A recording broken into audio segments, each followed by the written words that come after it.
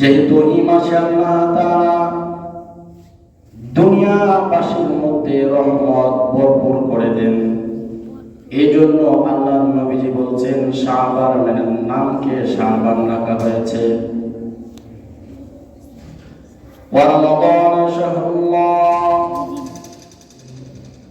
রমজান মাসের নাম আল্লাহর নাম, রমজান মাসের নাম কেন রাখা হয়েছে? আর এই মাসকে আল্লাহর মাস বলে কেন রাখা হয়েছে? আল্লাহর নবীজি বলেন রমজানের নাম এই জন্যই রমজান রাখা হয়েছে। আল্লাহর নবীজি বলেন এই মাসে প্রত্যেকটা মানুষের জিন্দেগির গুনাহকে জ্বালিয়ে পুড়িয়ে ছারখার করে দেওয়া হয়। এই জন্য রমজানকে রমজান নাম রাখা হয়েছে। ভাইরা আমার, আল্লাহর নবীজির সাথে যে কোনো জিনিসের সম্বন্ধ করা হয় সেই জিনিসটাও দামি হয়ে যায়। নবীজি কেমন দামি, আর নবীজি যে জিনিসের সাথে সম্বন্ধ হয় সেই জিনিসটাও দামি হয়ে যায়। সারা দুনিয়াতে অসংখ্য মসজিদ আছে, কিন্তু মসজিদে হারামের চাইতে বেশি হবে নাকি? দুনিয়ার সকল মসজিদের মধ্যে এক রাকাত নামাজ পড়লে এক রাকাতের সওয়াব পাওয়া যায়, আর মসজিদে হারামে নামাজ পড়লে আল্লাহর নবীজি বলেন 51 লক্ষ রাকাতের নামাজ সওয়াব পাওয়া যায়। তারপরে যদি বাইতুল মুকাদ্দাসে নামাজ পড়েন আরো অনেক সওয়াব। নবীজি বলেন আমি যেই জিনিসের সাথে সম্বন্ধ হয় সেই জিনিসটাও দামি হয়ে যায়।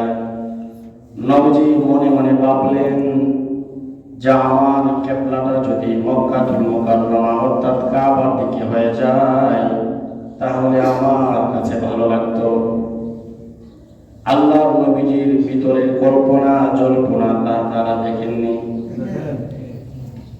আল্লাহ তাআলা বলেন নবীজি আপনি যখন বাইতুল মুকাদ্দাসের দিকে ফিরে নামাজ পড়েন আপনার মনে লজ্জা হয়, আপনার মনে একটু পূর্ণতা হয়। আমি আয়াত নাযিল করে দিলাম আপনি এখন থেকে কাবার দিকে ফিরে নামাজ পড়বেন। সুবহানাল্লাহ।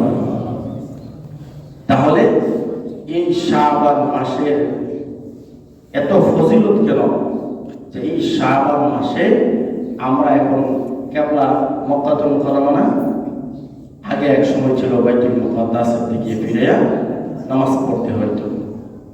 তো এই শাবান মাসে কিবলা বাইতুল মুকাদ্দাসের দিক থেকে ফিরিয়ে নিয়ে কাবার দিকে ফিরিয়ে দিয়েছে। সুবহানাল্লাহ। এই ফিরানোর আদেশটাও শাবান মাসে জারি হয়েছে। সুবহানাল্লাহ। এই শাবানের অন্যতম একটা ফজিলত, শাবানের আরেকটা ফজিলত আল্লাহর নবীজি বলেন এই শাবানের এত ফজিলত কেন? নবীজি বলেন প্রত্যেকটা মানুষের সারা বছরের আমল এই শাবান মাসে আল্লাহ তাআলার কাছে পৌঁছায়। এটাও একটা শাবানের ফজিলত। 2 নম্বর শাবানের ফজিলত, নবীজি বলেন এই মাসে প্রত্যেকটা মানুষের আমলনামা আল্লাহর কাছে পৌঁছানো হয়, এই জন্য এই মাসের এত ফজিলত। আর 3 নম্বর ফজিলতের কথা বলা হয়েছে নবীজির উপর যখন দরুদ পড়ার আয়াত নাযিল হয়েছে, এই আয়াতটাও শাবান মাসে নাযিল হয়েছে। সুবহানাল্লাহ। তাহলে প্রথম নম্বর কারণ কি? কিবলা পরিবর্তন হয়ে কাবার দিকে পরিবর্তন হয়েছে, এই আদেশটাও শাবান মাসে নাযিল হয়েছে। নবীজি নবুয়তের পর 13 বছর মক্কাতুল মুকাররমায় কিবলা বাইতুল মুকাদ্দাসের দিকে ফিরে নামাজ পড়ছেন। যখন হিজরত করেছেন মদিনাতে যাওয়ার পরে 1 বছর পর্যন্ত নবীজি বাইতুল মুকাদ্দাসের দিকে ফিরে নামাজ পড়ে ইহুদিরাও ওই দিকে ফিরে নামাজ পড়ে নবীজির মনে মনে একটা কষ্ট হয়। নবীজি বলেন, যখন কাবার মধ্যে থাকতেন তখন নবীজি কাবাকে সামনে রেখা বাইতুল মুকাদ্দাসের দিকে ফিরে নামাজ পড়তেন। অর্থাৎ কাবার একটা মহব্বত নবীজির ভিতরে। যখন বাইতুল মুকাদ্দাসকে কিবলামুখী হয়ে নামাজ পড়তেন তখনও কাবা শরীফকে এমন একটা অবস্থা রেখা নামাজটা পড়তেন যেন করে কাবার সামনে থাকে আর বাইতুল মুকাদ্দাস কিবলামুখী হয়ে যায়। নবীজির ভিতরে কাবার একটা মহব্বত আল্লাহ তাআলা তৈরি করে দিয়েছেন, যার কারণে নবীজি যখন বাইতুল মুকাদ্দাসকে কিবলামুখী হয়ে নামাজ পড়তেন তখন এমন অ্যাঙ্গেলে দাঁড়াতেন যে অ্যাঙ্গেলে দাঁড়ালে কাবা শরীফটাও সামনে থাকে আর বাইতুল মুকাদ্দাসও কিবলামুখী হয়ে যায়। যখন মদিনাতে চলে গেলেন তখন তো আর কাবা সামনে হয় না। নবীর মনে একটা বিরোধ ব্যথা, কাবার সামনে নাই। এমন আল্লাহ তাআলা আয়াত নাযিল করে দিয়েছেন, قد نرى تقلب وجهك في السماء فلنولينك قبلة ترضاها فول وجهك شطر المسجد الحرام।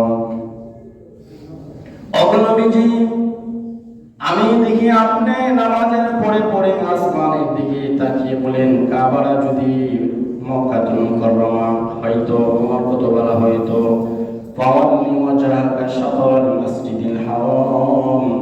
এমনি আল্লাহ তাআলা আয়াত নাযিল করে দিয়েছেন, মসজিদে কিবলাতাইন মদিনা শরীফে আছে। এই মসজিদে যখন নবীজি সাহাবায়ে কেরামদেরকে নিয়ে জোহরের নামাজ আদায় করেন, জোহরের নামাজ আদায়ে চলাকালে 2 রাকাত নামাজের পরে আয়াত নাযিল হয়ে গেছে, ফাওয়াল্লি ওয়াজহাকা শাতরাল মাসজিদিল হারাম। অগণবিজি, আপনি বাকি 2 রাকাত আর বাইতুল মুকাদ্দাসের দিকে ফিরে নামাজ পড়তে পারবেন না, আপনার উপর আয়াত নাযিল হয়ে গেছে। প্রথম 2 রাকাত মুকাদ্দাসের দিকে ফিরে নামাজ পড়ছেন আর বাকি 2 রাকাত আর বাইতুল মুকাদ্দাসের দিকে ফিরে নামাজ পড়তে পারেন নাই। আল্লাহ তাআলার আয়াত নাযিল হয়ে গেছে, উপস্থিত নবীজি বাকি 2 রাকাত মক্কাতুল মুকাররমার দিকে নামাজ পড়ছে। বাকি 2 রাকাত কাবা শরীফের দিকে ফিরে বাকি 2 রাকাত নামাজ পড়ছে। সুবহানাল্লাহ। তাহলে এই মসজিদের নাম হয়ে গেছে কিবলাতাইন মসজিদ। সুবহানাল্লাহ। তাহলে এই শাবানের অন্যতম একটি ফজিলত কেন যে এই শাবান মাসে মসজিদের কিবলাতাইন অর্থাৎ কিবলা বাইতুল মুকাদ্দাসের দিকে ফিরে কাবার দিকে হয়ে গেছে। সুবহানাল্লাহ।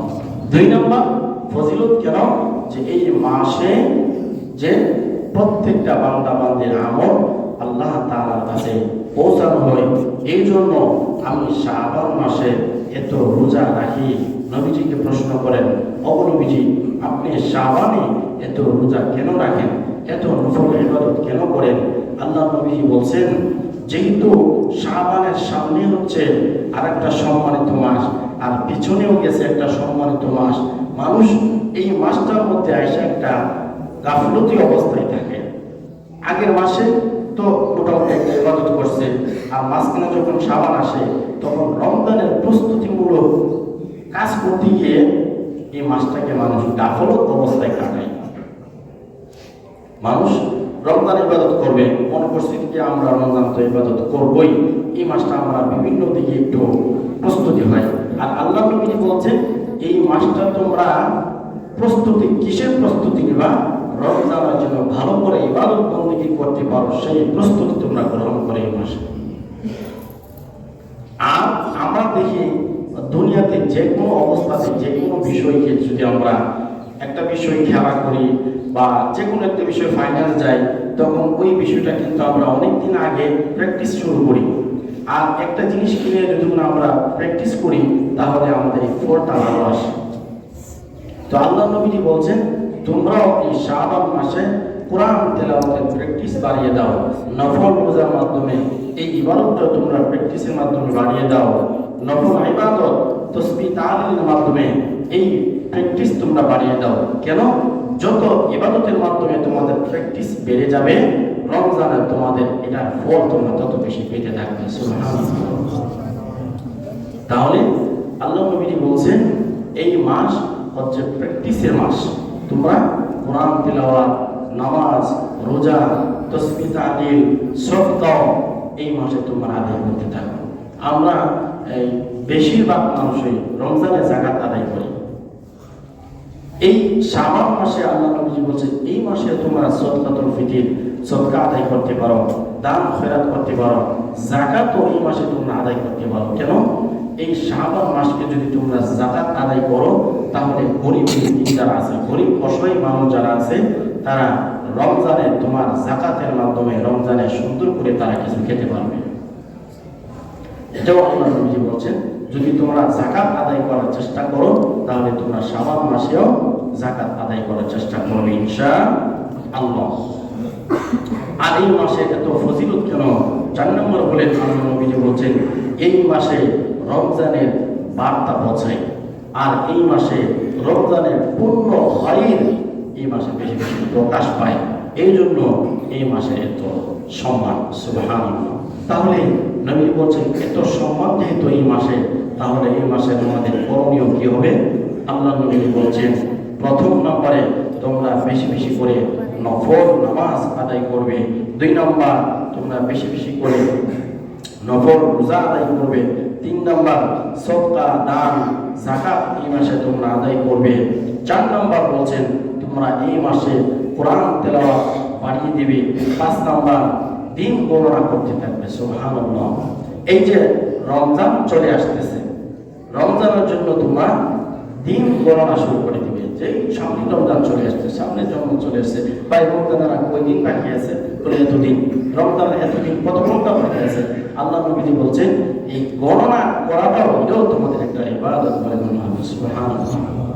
তাহলে এই শাবান মাসে আমরা রমজানের কতদিন বাকি আছে এর একটা হিসাব, এর গণনা আমাদের ভিতরে থাকতে হবে।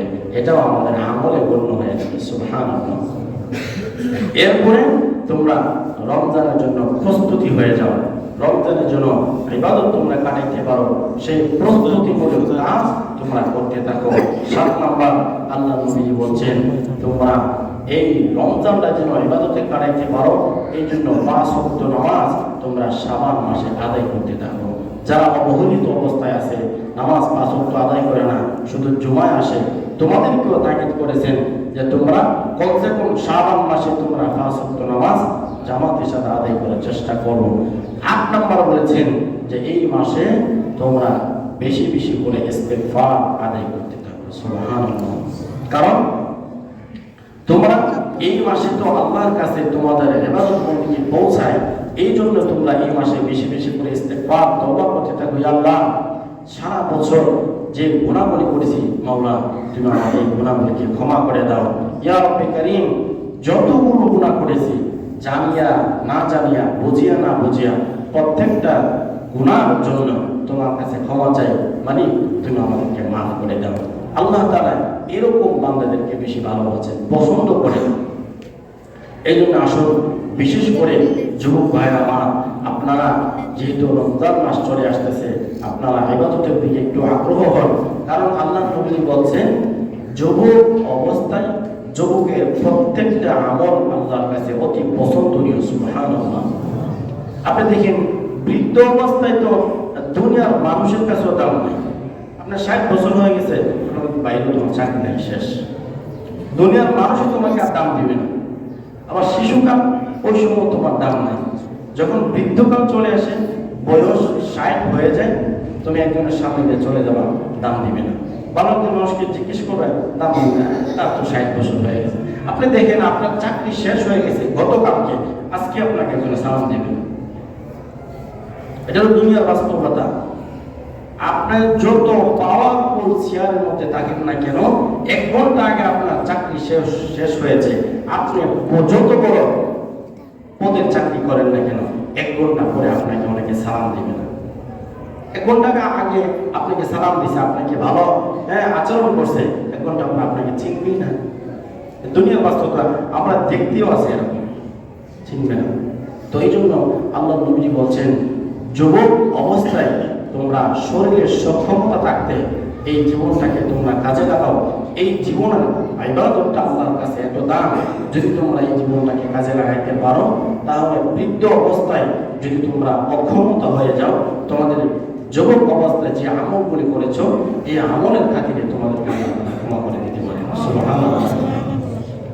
যুবক অবস্থায় যখন তোমরা ইবাদত বন্দেগী করো, তখন আল্লাহ তাআলা ফেরেশতাদেরকে বলে, হে ফেরেশতারা, দেখো আমার এই যে বান্দা, তার শরীরে পুরা তাকাত আছে, পুরা শক্তি আছে, কিন্তু তার এই তাকাত সে অন্য লাইনে ব্যয় করতে পারত, অন্য কাজে ব্যয় করতে পারত, কিন্তু সেই যুবক অন্য লাইনে না গিয়া সে আমার কাছে দাঁড়িয়ে গেছে। সে তো আমার জান্নাত দেখে নাই, জাহান্নাম দেখে নাই, নবী দেখে নাই, আমাকে দেখে নাই, তারপরেও তার পুরা শরীরের শক্তি দিয়ে সে আমার কাছে এসে গেছে। আমি তাকে পছন্দ করি, তোমরাও তাকে পছন্দ করি। সুবহানাল্লাহ। এই জন্য আসুন যুবক ভাইয়ারা, আমরা এই শাবান মাসে বিশেষ করে 5 ওয়াক্ত নামাজ আদায় করার চেষ্টা করি। কোরআন তেলাওয়াত, তাসবিহ তাহলিলের মাধ্যমে আমরা এই মাসটাকে যেন কাটাইতে পারি, সেই তৌফিক যেন আল্লাহ তাআলা আমাদেরকে দান করেন। সকলে বলেন আমিন। ওয়া আখিরু দাওয়ানা আলহামদুলিল্লাহি রাব্বিল আলামিন।